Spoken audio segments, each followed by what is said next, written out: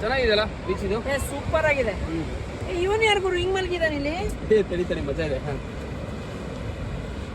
Sir ನಮಸ್ಕಾರ. Sir ಮಲಗಿದ್ದೀರಾ?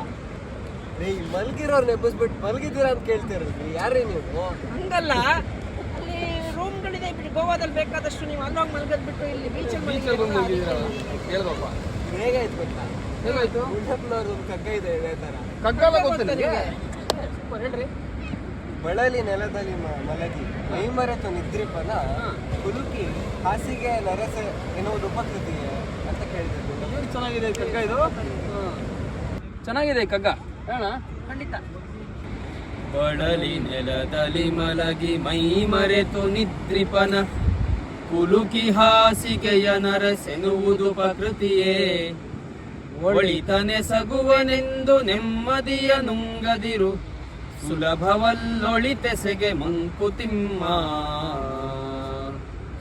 Chandru, ನಾವು ಅವಾಗಲೇ ಪಾಪ ಅಲ್ಲಿ ಯಾರೋ ಮಲಗಿದ್ದವ್ರಿಗೆ ಎಬ್ಸ್ಬಿಟ್ಟು ಹಾಸಿಗೆ ಮೇಲೆ ಮಲ್ಕೊಳ್ಳಿ ಅಂತ ಹೇಳಿದ್ವಿ. ಆದರೆ ಅವನಿಗೆ ಅದೇ ನೆಮ್ಮದಿಯಾಗಿತ್ತು. ಸೊ ಅದನ್ನೇ ಗುಂಡಪ್ಪನವ್ರು ಹೇಳ್ತಾ ಇದ್ದಾರೆ. ಏನಂತಂದರೆ, ನಾವು ಯಾರಿಗೋ ಇನ್ನೊಬ್ರಿಗೆ ಉಪಕಾರ ಮಾಡೋ ಭರದಲ್ಲಿ ಅವರ ನೆಮ್ಮದಿಯನ್ನು ಕಸ್ಕೊಳ್ಳೋಕೆ ಹೋಗಬಾರ್ದು ಅಂತ. ಪ್ರತಿಯೊಬ್ಬರಿಗೂ ಕೂಡ ಅವ್ರವ್ರದ್ದೇ ಆದ ಒಂದಿಷ್ಟು ಕಂಫರ್ಟ್ ಝೋನು ಇದೆಲ್ಲ ಇರುತ್ತೆ. ಸೊ ಅದರಲ್ಲಿ ಅದ್ರ ಪ್ರಕಾರ ಅವ್ರು ಜೀವನ ಮಾಡ್ತಾ ಇರ್ತಾರೆ. ಅವರಿಗೆ ನಾವು ಕಂಫರ್ಟ್ ಝೋನಿಂದ ಹೊರಗೆ ಕರ್ಕೊಂಬಂದು ಏನೋ ಉಪಕಾರ ಮಾಡ್ತಾ ಇದ್ದೀವಿ ಅಂತ ಹೋದರೆ ಅದು ಅವರಿಗೆ ಡಿಸ್ಕಂಫರ್ಟೇ ಆಗುತ್ತೆ. ಹಾಗಾಗಿ ಇನ್ನೊಬ್ರಿಗೆ ಉಪಕಾರ ಮಾಡೋದು ಅಷ್ಟು ಸುಲಭವಾದ ಕೆಲಸ ಅಲ್ಲ.